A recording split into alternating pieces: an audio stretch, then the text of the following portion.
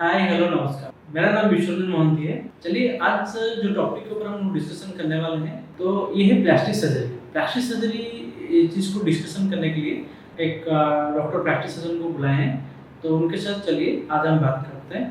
Doctor Krishna Prasad पुष्टि जो वाइजैक में नियरली 15 ईयर से प्रैक्टिस कर रहे हैं, उनको बुलाए हैं हमारा पॉडकास्ट में। उनके साथ जानेंगे कि क्या क्या प्लास्टिक सर्जरी है और प्लास्टिक सर्जरी के बारे में बहुत कुछ डिटेलिंग में जानते हैं। वेलकम करते हैं हमारे गेस्ट को। Sir welcome sir. सर कुछ बोलिए आपके बारे में। सर मैं डॉक्टर कृष्ण प्रसाद पुष्टि यहाँ सिटी में करीब 14-15 साल से यहाँ प्रैक्टिस कर रहा हूँ। प्लास्टिक सर्जरी यहाँ पे वाइजैक में कई सालों से प्लास्टिक सर्जरी में काफ़ी सीरियसली इन्वॉल्वमेंट हूँ। हर चीज़ों में हर काम में किया हुआ हूँ। तो इसके अब आपको मैं बताऊंगा कि प्लास्टिक सर्जरी है क्या। लोगों को हमेशा लगता है कि प्लास्टिक सर्जरी में प्लास्टिक लगाते हैं क्या, ऐसा हमेशा कॉमन क्वेश्चन पूछते रहते हैं। तो हम लगता है कि प्लास्टिक मतलब क्या है, लोग हमेशा यही पूछते हैं प्लास्टिक मतलब क्या है, तो क्यों फेस में प्लास्टिक लगाते हैं क्या। ऐसा कुछ नहीं होता है। प्लास्टिक सर्जरी का मतलब है ग्रीक वर्ड है प्लास्टिक, उससे निकलता है रिकंस्ट्रक्शन। जो चीज़ नहीं है वो बनाते हैं, तो बनाना है, इसको प्लास्टिक कोर्स कहते हैं। तो इसमें किस किस सेक्टर में किस किस चीज़ में आप काम करते हैं, बॉडी में क्या क्या चीज़ के लिए आप प्लास्टिक सर्जरी का तो प्लास्टिक सर्जरी में फ्रॉम हेड टू टो सब कुछ करते हैं। हेड टू टो सब कुछ करते हैं। तो फ्रॉम स्कैल्प से लेके फुट कट टो तक सारे सर्जरीज प्लास्टिक सर्जरी में आता है। ओके। सो बेसिकली सर आप कौन से प्लास्टिक सर्जरी में कौन से सेगमेंट में आप सबसे ज़्यादा काम किए हैं? वैसे देखा तो सारे फील्ड में मैंने काम किया हूँ। Everything I work. तो सिचुएशन जो ट्रेंड जैसा बदलता है, तो वर्क अकॉर्डिंग टू दैट। लेकिन मैं हर फील्ड में काम किया हूँ। ओके सर, सबसे प्लास्टिक सर्जरी में जो सबसे टफ जो रहता है वो क्या रहता है? टफ क्या रहता है प्लास्टिक सर्जरी में? प्लानिंग। एक पेशेंट आता है, उसको क्या प्लान करना है, क्या करना है, वो सबसे बड़ी बात है। अगर आप किसी का कोई पेशेंट आता है, किसी का प्लानिंग बता दोगे क्या करना है, तो कोई भी कर सकता है। ये फिर सर जिसका छोटा बेस भी सर्जिकल नॉलेज होगा कि बताना इसको ये करना है, वो कर देगा। लेकिन प्लानिंग जो है वही मुश्किल चीज होती है, इसको क्या करना है। सर बताइए, क्योंकि कोई चीज़ों का गाइडलाइन स्ट्रिक्ट गाइडलाइन नहीं होता, स्ट्रिक्ट नहीं होता। So many procedures are described. आप किसी एक चीज़ को जो उस पेशेंट को उस टाइम में सिलेक्टिव होगा वो सोचना होता है, वो उनका आपको एक्सपीरियंस के साथ ही आता है, या किसी के साथ भी काम किया होगा उसी से ही आता है। ओके सर, प्लास्टिक सर्जरी में क्या क्या चीज़ इन्वॉल्व होता है? जैसे कि रिकंस्ट्रक्टिव में क्या, जैसे एस्थेटिक सर्जरी कुछ है और एक बहुत सारी चीज़ बंस में है, क्या क्या चीज़ होता है केस? तो बेसिकली अब तो हम आपके जो ट्रेंड जो पिछले कई सालों से ज़्यादा एग्रेसिवली एस्थेटिक सर्जरी का ज़्यादा जा रहा है। Everybody is speaking of aesthetic surgery, जो ब्यूटिफिकेशन है। इसके लिए people are more concern about their health, more concern about their figure, more concern about their looks. So इसीलिए एस्थेटिक सर्जरी का ज़्यादा डिमांड बढ़ गया है। एस्थेटिक सर्जरी में और क्या सर? एस्थेटिक सर्जरी के अलावा एस्थेटिक सर्जरी के सिवा रिकंस्ट्रक्टिव सर्जरी है, माइक्रो सर्जरी है, हैंड सर्जरी है, बर्न सर्जरी है, क्रानियोफेशियल सर्जरी है, क्लेफ्ट सर्जरी है, ब्रैकियल प्लेक्सस सर्जरी है। So many things are there in that. हमको रिकंस्ट्रक्टिव सर्जरी है, हमको कैंसर सर्जरी के बाद रिकंस्ट्रक्शन करना। ओके, वो इसको भी वो भी है, एक ओवरव्यू है। और भी प्लास्टिक सर्जरी में कोई भी everything is included in plastic surgery. Basically क्रॉसली यही है। प्लास्टिक सर्जरी में जो एस्थेटिक सर्जरी है, तो किस किस चीज़ में वो एस्थेटिक काम करता है? एस्थेटिक सर्जरी में देखिए एस्थेटिक में सर्जिकल हो सकता है, नॉन सर्जिकल होता है। नॉन सर्जिकल में देखिए बोटॉक्स, फिलर्स, केमिकल फीलिंग्स, और जैसे कि थ्रेड्स वगैरह, थ्रेड लिफ्ट, ये इन सब चीज़ों का मानते हैं। दूसरा सर्जिकल जो है, सर्जिकल में जैसे कि मोस्ट कॉमनली हम गायनेकोमास्टिया सर्जरी करते हैं। गायनेकोमास्टिया मैंने जिसमें मेल पर्सन्स को थोड़ा शाई फील करते हैं कि उनका चेस्ट बढ़ गया है। तो उसके लिए वो पीपल दे मोस्टली उसी के लिए आते रहते हैं। यंग बॉयज उसको कॉलेज जाने के लिए वो शाई होते हैं, टी-शर्ट्स पहनने के लिए उनको शाई लगता है, उनको सेल्फ एस्टीम में थोड़ा प्रॉब्लम होता है। तो उसी वजह से वो मोस्टली करने आता है। और क्या होता है? जैसे कि फीमेल्स में, जैसे कि मोस्टली फीमेल्स आते हैं, फिर जैसे कि वो आपका ब्रेस्ट साइज थोड़ा अपवर्ड है, बड़ा है, तो नेक पेन हो रहा है, चेस्ट पेन हो रहा है, बैक पेन हो रहा है, ब्रेस्ट एनलार्जमेंट हो गया, उसको रिडक्शन करने आते हैं। या जैसे कि या ब्रेस्ट एनहांसमेंट कर सकते हैं, जिसको आजकल मॉमी मेकओवर बोलते हैं।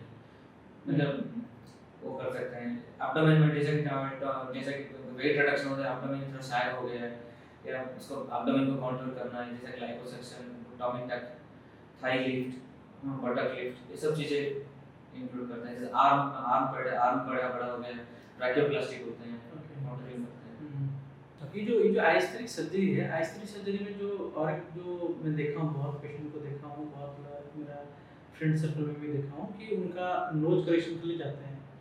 कुछ थोड़ा बड़ा मोटा हो गया, पतला हो गया, उसके लिए जाते हैं। तो वो सर्जरी कौन करता है? क्लेफ्ट वाला कौन नहीं करता है? वो एक्चुअली हम ही लोग करते हैं, प्लास्टिक सर्जन से करना चाहिए।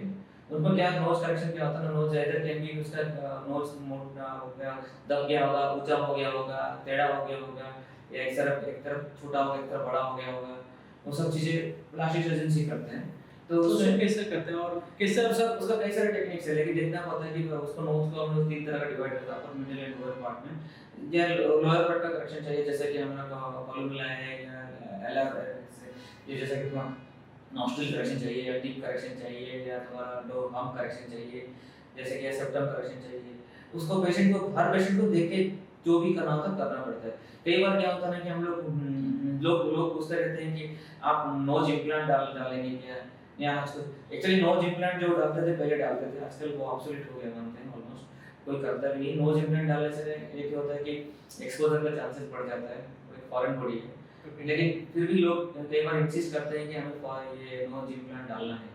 तो लेकिन हम उनको एक्सप्लेन जरूर करते हैं कि आर्टिफिशियल जैसे ऑटोलॉगस है, जैसे बॉडी से लिया जाता है, जैसे बॉडी में छाती है, दो जगह से पोस्ट पार्टिकुलरली हम लोग हड्डियां लेते हैं नोज का बनाने के लिए। एक कान के पीछे से लेते हैं, एक दूसरा छाती से लेते हैं, चेस्ट से वो दोनों हड्डी लेके उसको शेप करके देते हैं। तो जिसमें ज्यादा हो गया तो कम करना पड़ता है, ज्यादा कम है ज्यादा करना पड़ता है। आपके लिए जो भी पेशेंट, आप ये वीडियो देखने के बाद कोई पेशेंट अगर चाहता है उसका बॉडी नाक का शेप देने के लिए, उनके लिए कोई सजेशन है कि क्या स्टेप पहले को लेना चाहिए और सर्जरी कब करना चाहिए, कब नहीं करना चाहिए, ऐसा कुछ? देखिए, नोज करेक्शन सर्जरी जो है वो आपका ग्रोथ कंप्लीट हो जाने के बाद ही करना चाहिए, जैसे 16-17 साल की बाद ही करना चाहिए, उससे पहले तो नहीं कर सकते। जब तक ग्रोथ हो रहा है तब तक नहीं करना चाहिए, क्योंकि फेस का डिफॉर्मिटी आ सकता है। आफ्टर ग्रोथ कंप्लीट होने के बाद 16-17 साल या तो मान लीजिए 20 साल के बाद। सेकंड उनको ये देखना होगा कि उसको क्या प्रॉब्लम है, व्हाट ही वांट्स। कई बार ऐसा आता है कि उनका छोटा सा भी करेक्शन होगा, उनको लगता है बहुत बड़ा करेक्शन सबसे लगता है। इंडियन स्किन बहुत थिक होता है, उनमें जो अंदर का जो बोन होता है ना, नेजल बोन से तो बहुत पतला होता है, तो उसमें जितना भी करेक्शन करेंगे वो properly may not be that visible, जैसे कि इम्प्रोबेबिलिटीज फॉरेन कंट्रीज में जैसे वाइट स्किन वालों में दिखता है।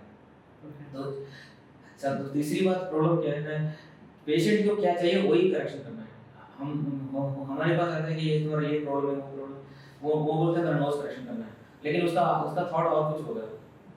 उनको क्या चाहिए हम वही करना है, और उनको हमेशा से ये नहीं अननेसेसरीली उनको कोई भी होप्स नहीं देना चाहिए कि भाई, हमेशा ये बोलना चाहिए कि your nose will be looking better than the present one. ये नहीं कि he will bring with Aishwarya Rai और सम हीरोइन्स नोज और समथिंग, मुझे ऐसा करना है। That is we cannot say we can get that result or not, but we can get a better nose from the previous one. और उसका जैसे कि कोई फंक्शनल प्रॉब्लम है, जैसे कि नोज ब्लॉकेज हो रहा है और कुछ प्रॉब्लम हो रहा है, जैसे कि डेविएशन हो जाए, एक ब्लॉकेज है, तो उसको करेक्शन कर सकते हैं साथ। तो ये जो आपका केस, जितने भी केस किए होंगे इसका, तो बेसिकली कौन ज़्यादा आता है, लेडीज आता है या जेंट्स ज़्यादा आता है? बहुत ज़्यादातर तो मेल्स ही आते हैं, उनको प्रॉब्लम लगता है। ये जो नोज करेक्शन है, जो कि नोज शेप आप देते हैं, उसको क्या बोलते हैं आपके? राइनोप्लास्टी। राइनोप्लास्टी को बेसिकली जैसे कि आप बोले कि एज, और किस एज तक कर सकते हैं उसको? कभी भी कर सकते हैं, नो प्रॉब्लम। आफ्टर 20, आफ्टर 15, 16 जब ग्रोथ कंप्लीट हो जाएगा कभी भी कर सकते हैं। आज जैसे कि हम लोग आज बात करने वाले हैं कि ओवरव्यू, प्लास्टिक सर्जरी के ओवरव्यू क्या क्या है, कैसा है रिकंस्ट्रक्टिव सर्जरी जो है। तो ये जो रिकंस्ट्रक्टिव सर्जरी है वो किस केस में होता है, और क्या इसका जो कौन सी सर्जरी में बहुत कुछ चीजें है, जैसे कि काइनेफिशियल सर्जरी। काइनेफिशियल सर्जरी मतलब cleft lip and palate surgery, जो हम लोग कॉमनली करते हैं। Cleft lip and palate, cleft lip जो ग्राउंड बोलते हैं यहाँ पे, लिप का जो जो बच्चा पैदा होता है उसका क्लिप कटा हुआ होता है, कटा होट बोलते हैं उसको, या कटा तालु बोलते हैं, जिसमें पैलेट को कटा तालु बोलते हैं। वो आप सर्जरी कॉमनली करते हैं। लिप का सर्जरी करीबन 3 से 6 महीने के अंदर करते हैं, और पैलेट का सर्जरी 1 साल से 1.5 साल में करने का। 1 साल से 1.5 साल। जो और बच्चे का वेट अच्छा होना चाहिए, 10 किलो होना चाहिए, हीमोग्लोबिन 10 ग्राम होना चाहिए। ये और कुछ सर? बाकी जब भी ये होता है तो बच्चे को फीडिंग का बहुत जरूरी है। क्लिप एंड पैलेट सर्जरीज में मदर को हम लोग बहुत अच्छा ट्रेनिंग देना पड़ता है कि यार आप खाना पीना अच्छा रखना है, जो बच्चे को पिलाना खाने का वजह से देना वो प्रॉपर्ली देना होता है। जैसे कि उनको वो बच्चा वो उसका होंठ कटा हुआ है, वो मदर का ब्रेस्ट फीड नहीं कर सकता है, तो मदर को ट्रेन करना होता है कि आप कैसे बच्चे को फीड करना है। तो अगर बच्चे को फीड प्रॉपर होगा तो वेट अच्छा गेन करेगा, तो तभी जाके हम उसका करेक्शन कर सकते हैं, सर्जरी वगैरह कर सकते हैं। अगर वेट अच्छा नहीं तो फिर वेट या उसका जो हीमोग्लोबिन कम हुआ तो हम लोग सर्जरी नहीं कर सकते। ये रिकंस्ट्रक्टिव सर्जरी में आता है ना? ये क्रानियोफेशियल सर्जरी में आता है, एक तरह का रिकंस्ट्रक्टिव सर्जरी। ओके, और क्या और क्या देखिए क्रानियोफेशियल सर्जरी में तो बता सकता हूँ क्लिप एंड पैलेट्स हो सकते हैं, लाइक हाइपरटेलोजियम लाइक क्रानियोसिनोस्टोसिस, जैसे कि जो स्कल का बोन्स ग्रोइंग टाइम पे ईयरली फ्यूज हो गया तो डिफरेंट उसको क्रानियोसिनोस्टोसिस कहते हैं। दूसरी चीज है कि जैसे ऑर्थोग्राफिक सर्जरी है, आपका जो फेस का बोन्स डिफॉर्म्ड हो गया है, एक जिसका जबड़ा थोड़ा लंबा हो गया है, वो एक मैक्सिला थोड़ा पीछे चला गया है, उन सब का करेक्शन कर सकते हैं, इसमें आता है। ऐसा सर्जरीज क्रानियोफेशियल। ओके। दूसरा है कि और एक कंसल्टिंग सर्जरी में आता है कि जैसे कि हम लोग मैंने आपको बताया कि कैंसर सर्जरीज में कैंसर सर्जन्स जो क्या है, सपोज उनका कोई हेड एंड नेक में या लेग में या आर्म में कोई भी टिश्यू को उन्होंने कैंसर की वजह से निकाल दिया, तो उसको बनाने के लिए प्लास्टिक सर्जन की जरूरत पड़ता है, तो हम लोग यूज करते हैं, जैसे कि रिकंस्ट्रक्शन सर्जरी करते हैं। जो चला गया है उसको बनाने के लिए बनाना पड़ता है, that's a kind of reconstructive surgery. दूसरा है कि जैसे ऑर्थोपेडिक सर्जन से ट्रॉमा हुआ, एक्सीडेंट्स में ट्रॉमा होने से सारे टिश्यूज लॉस हो गए, एवल्जन इंजरी हो गया, आरोट्रोपिक एक्सीडेंट और क्रश इंजरी हुआ, एवल्जन इंजरी हुआ, इन सब में क्या हुआ टिश्यू सारे एक्सीडेंट की वजह से डिस्ट्रॉय हो गए, तो उसको प्लास्टिक सर्जरी की वजह से हम लोग रिकंस्ट्रक्ट कर सकते हैं।